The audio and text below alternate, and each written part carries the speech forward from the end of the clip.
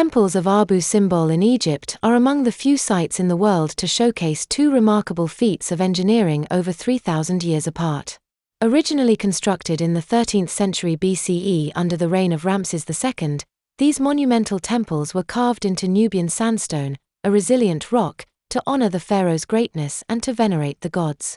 This ancient project produced two temples, one dedicated to Ramses II himself and the gods Amun, Ra, and Ptah, and another to his wife Nefertari, linked to the goddess Hathor.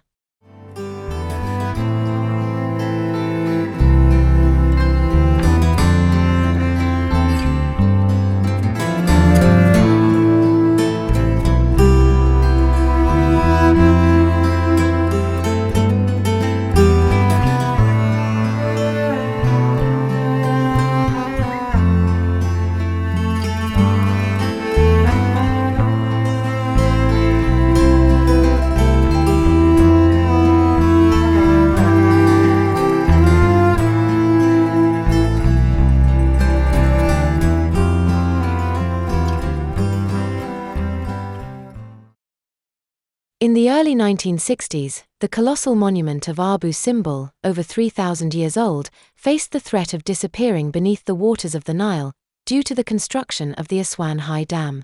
This infrastructure project, designed to control floods and provide electricity to Egypt, threatened to submerge this masterpiece under the waters of the new lake.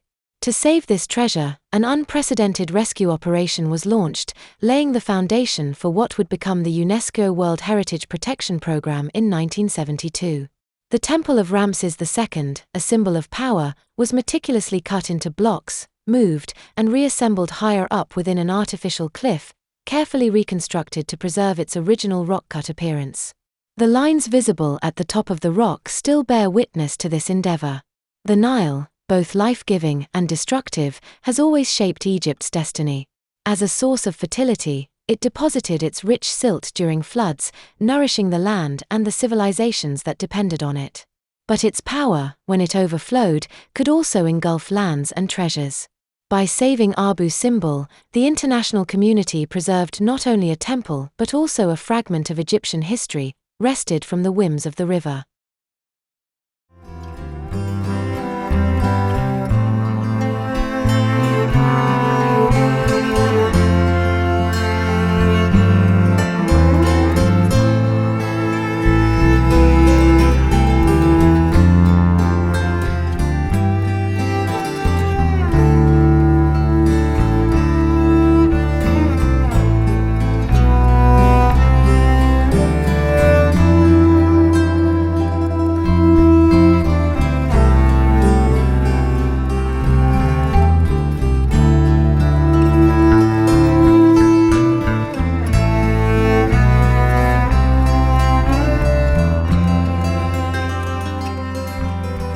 At the base of the colossal statues of Ramses, smaller figures depict his children and family members, underscoring the importance of his royal lineage.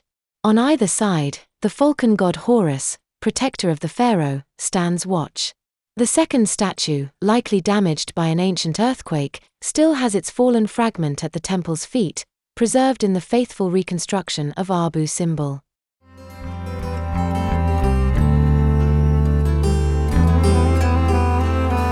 In the central niche of the façade stands a statue of Re-Horikti, the solar god who combines Re, the sun, with Horikti, a form of Horus associated with the horizon. This solar symbol emphasizes the importance of the sun for Ramses II. On either side, two elegant reliefs show the pharaoh in worship, surrounded by hieroglyphs and cartouches inscribing his royal names, affirming his divine connection.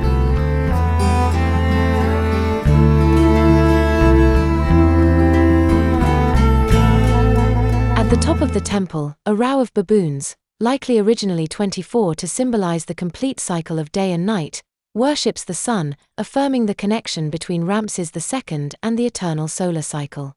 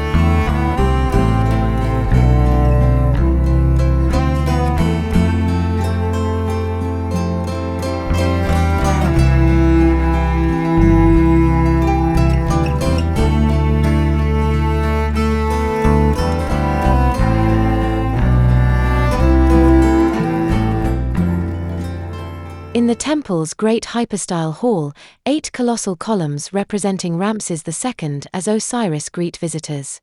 These impressive pillars, sculpted in the image of the deified pharaoh, symbolize his eternal power and role as protector of Egypt, guiding towards the sacred heart of the temple.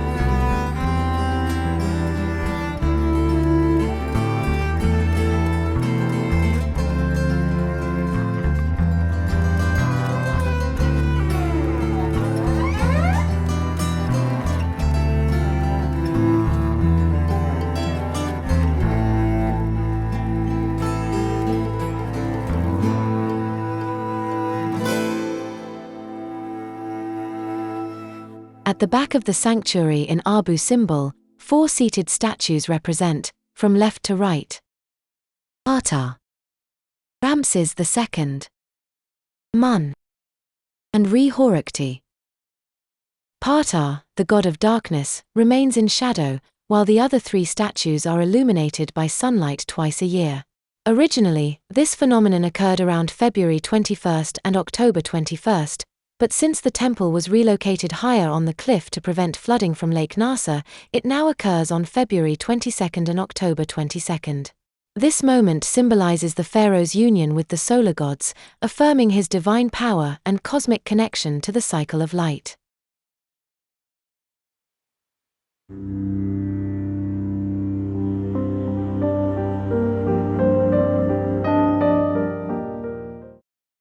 Egyptian bas-reliefs follow unique conventions, combining profile and frontal views to present the most recognizable perspective of each body part. The head and legs are shown in profile, while the torso faces forward, ensuring immediate clarity. Sometimes, 2 right hands or 2 left hands emphasize symbolic gestures. This composite style is not meant to be realistic but to convey a sacred and readable message with a magical function. These images are designed to live in the afterlife, allowing the depicted figures to continue existing and interacting in the realm of the gods.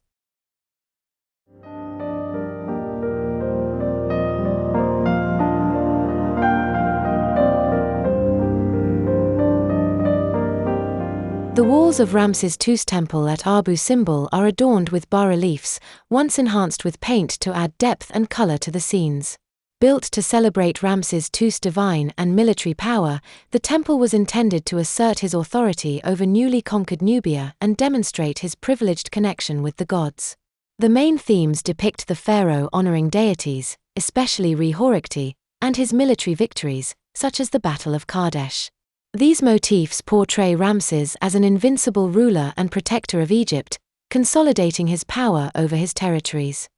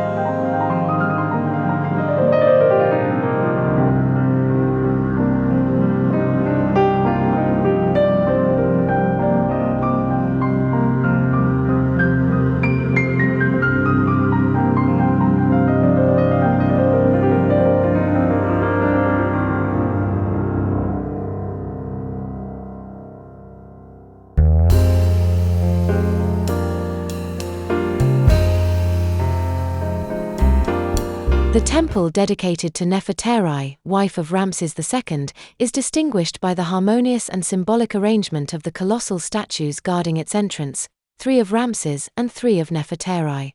Notably, Nefertari is depicted on the same scale as Ramses, which is uncommon and highlights her exceptional status among the queens of ancient Egypt. She is also adorned with a large crown, elevating her stature even beyond that of Ramses at her side. This unique façade, where Nefertari is as present and imposing as the pharaoh himself, bears testimony to her political and cultic significance. This arrangement celebrates their union and co-reign, underscoring their interdependence in life as in the eternal memory of their civilization.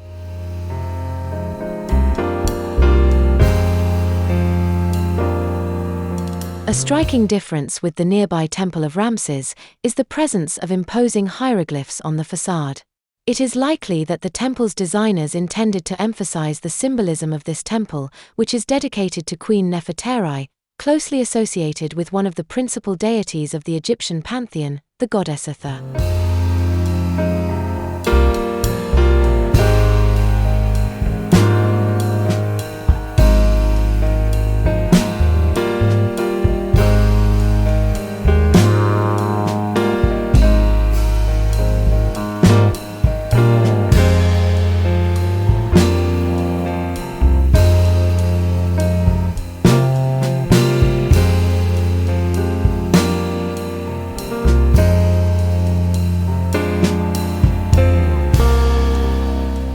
Hathor, goddess of love, beauty, music, and maternity, plays a central role in the Egyptian pantheon.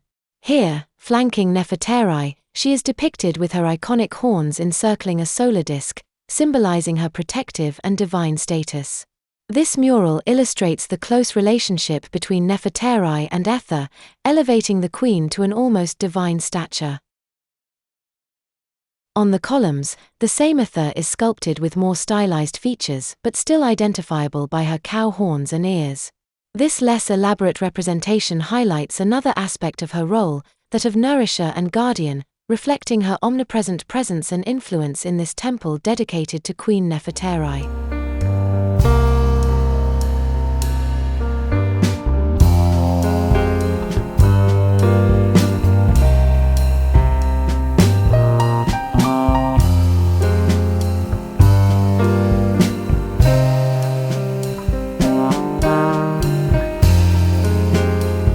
The Temple of Nefertari at Abu Simbel, although dedicated to Queen Nefertari and Hathor, the goddess of love and music, also prominently illustrates the presence and significance of Ramses II.